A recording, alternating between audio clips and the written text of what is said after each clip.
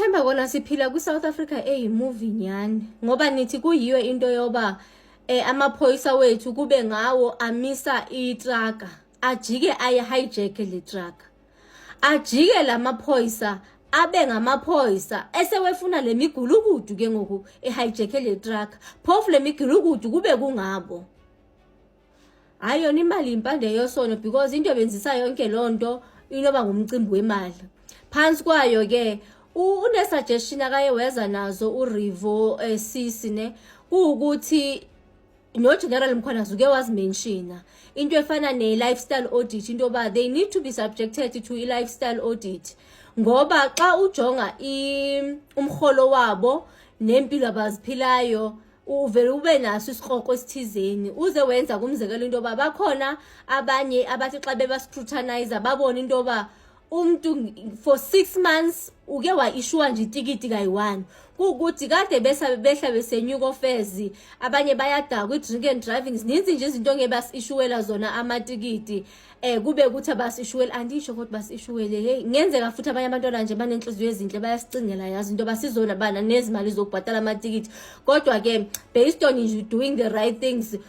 umuntu kuphele nje 6 months okanye kuphela inyanga ukuthi oko wawu issue itikiti eli1 xa beyiscrutinize into yakhona beyifaka izibuko ba pick up manje into ba ingathi lo muntu instead obabhale itikiti yena uthini uthatha i-cold drink phansi komcimbi we-cold drinks kukhona okuthiwa bahola boma 100 to 200,000 a month ke phofu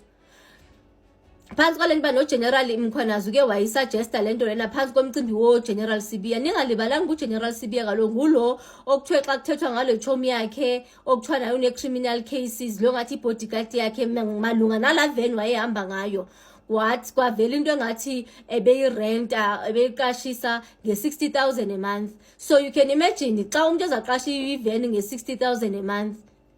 is it even worth it na but other than that uyayi-afforda njani lo 60,000 a month umuntu oyi-public servant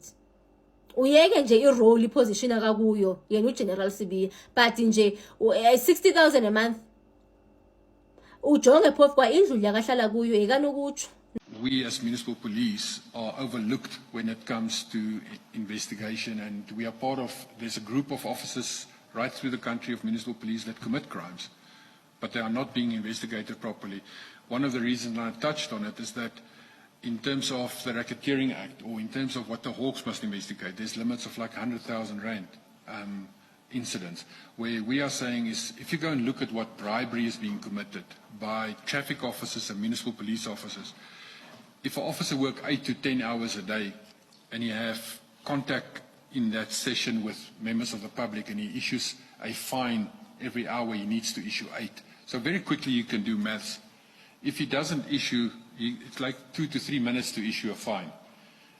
If it's an argument and a long lecture as well, let's make it 10 minutes. He still needs to issue 50 to 60 in his normal day because he's been employed as a law enforcement officer, not a shoe salesman. He must arrest people, he must give notices, that he must do law enforcement. However, there's officers that issue 1 fine in 6 months or 1 in a year.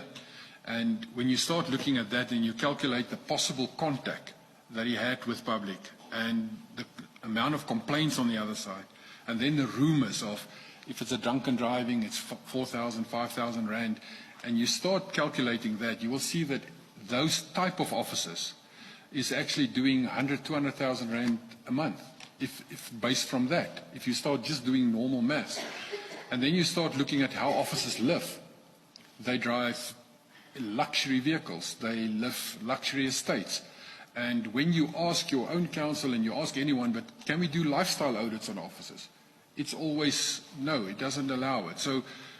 lifestyle audits is reserved at the moment for maybe the heads of departments or the city managers or the mayors. There's lifestyle audits. But at a lower level, there is no lifestyle audits at all. That's something that